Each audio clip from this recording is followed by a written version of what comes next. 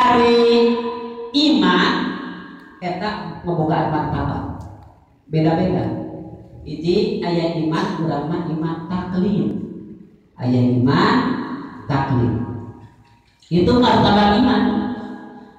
Kedua aya imana iman ilmu, katilu aya imana iman iyan, kaopat imana iman hak, kelima imana iman hakikat. Ibu martabat iman teh seperti itu sana. Nu kadua iman teh aya iman ilmu, ari iman ilmu mah urang nganyahokeun kana pirang-pirang aqaid. Aqaidul iman atau apa aqaid? Atos dasar. Berarti orang lamun dasar teh can urang kana ilmu acan urang imana iman ilmu teh acan urang nya. Aqaidul iman teh acan urang nya. Bari apal jeung dalilna. Urang mah acarnya.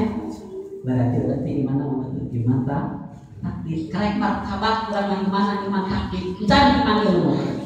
Dari iman ilmu mah nganyahokeun kana aqaid bari jeung apal jeung dalilna. Gitu Ibu.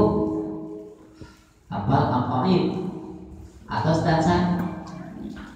Berarti lamun acan berarti urang mah can iman ilmu acan. Itu secara singkat ya waktu.